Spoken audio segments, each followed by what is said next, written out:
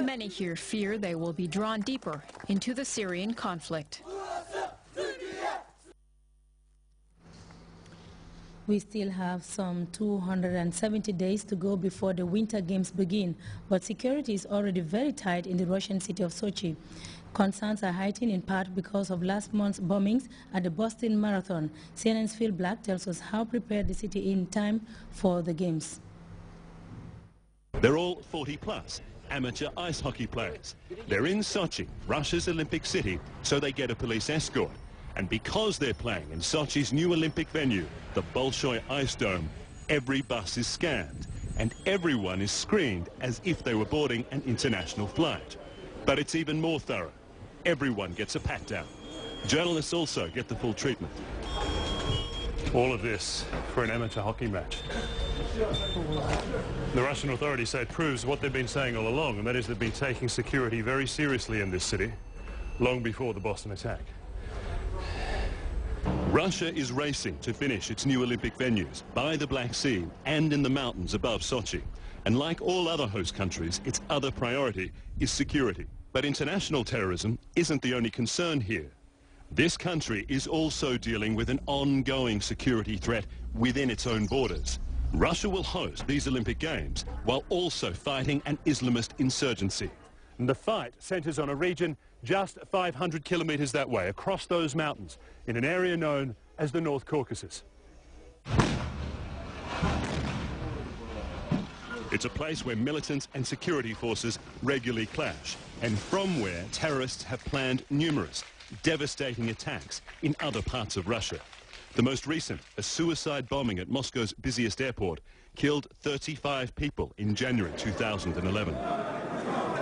Vadim Mukhanov is an expert on the North Caucasus and the groups fighting there to establish an independent Islamist state. It's clear that having that kind of neighbor sharply increases the risks for the Olympics themselves and for the people who visit.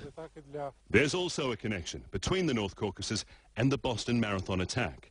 Suspect Tamerlan Tsarnaev visited there in 2012 and was interested enough in the region's militants to post some of their videos online. In Sochi, some locals are feeling the shockwaves of Boston. This woman says she's worried about security at the Games, and since Boston, she's been avoiding crowded places. But Sochi's organizers say they still believe they can stage the safest Olympics ever, and this is part of that effort. Sochi's deputy mayor, Anatoly Rykov, tells me this network of CCTV cameras has software that monitors crowd behavior to detect possible threats. Russia's security services were always planning a massive effort to protect the Olympics here, and they'll now face greater scrutiny after Boston reminded the world big sporting events are vulnerable targets. We'll now take our second break. Stay tuned.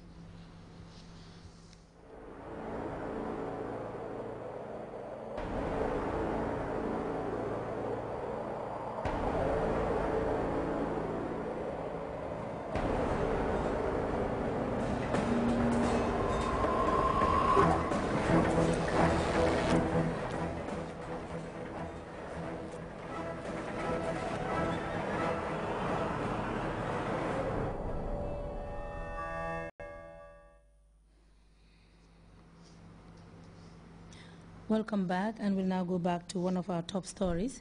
The president has called for an immediate halt to illegal construction on lands designated as a tourism development area by the 1965 Act, and ordered the demolition of such constructions. Sheikh Professor Alhaji Dr. Ajami was speaking on Monday in the coastal village of Sanyang during a surprise visit that took him to various spots. Abdunjai went along, and this is his report. He was out on business again, sorting out a potential problem in the tourism development area. Driving through Serakunda, Sukuta and then Brufut, along a route filled on either sides by Jami enthusiasts, the president heads to Sanyang in the Kumbo South district. His entourage comprised relevant ministries and their line departments and concerned structures at the heart of the battle to bring standard into the tourism development area. It was leased and demarcated 500 meters from the high water mark by the 1965 Tourism Act. There soon followed a tourism master plan which envisages greater prosperity under President Jammeh's government in the next 25 years. But that is proving difficult for authorities in the face of illegal construction and encroachment on TDA-designated areas. It has taken us from the morning, and now we are here in Sanying. Yeah. What purpose were you looking for, Your Excellency? One is to preserve the tourism development area. The other purpose is to look for a suitable site for the OIC summit, so that we're going to build the conference area. Yes, we want to build a city within this. We want to make it an exclusive city for the OIC. With the limited land area being occupied indiscriminately, the tourism industry is denied potential investment and development. The president, who embarked on this mission of salvaging the little left along the coastal zone, had this to tell those who did not heed prior warnings issued by physical planning together with relevant authorities. My message is, see you with a bulldozer or see you in court, because we have been warning people since 1997, and they have been defiant. In fact, the anti-land grabbing law has been strengthened, and from now we'll prosecute people based on that based on that law. Because people are so brave that they think that nobody owns a place. You see, even a fence, and then start digging a foundation. And from now on, we're going to take very drastic action. But for TDA, there'll be no compromise. No matter what you put on the TDA, we're going to demolish it. The Minister of Tourism and Culture, Fatumas Diop Njai, clearly spoke of the repercussions of failing this warning. I think for the longest possible time, people are taking us for a joke. You serve them notices, and they don't take heed. In fact, most of the time, I feel that they throw the notices in the dustbin.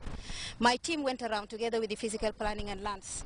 They went through the length and breadth of the TDA to look at the illegal properties that are there. We just have to do what we have to do, and we have the blessing of His Excellency the President, so we just have to do whatever we need to do before Friday, inshallah. The demolition of all illegal structures sanctioned on this tour will have to be supervised by the local government ministry, with Akibayo stating government is left no choice in handling the situation. Unfortunately and regrettably, we have sent out notices through the Department of Fiscal Planning and Housing without any response, positive response.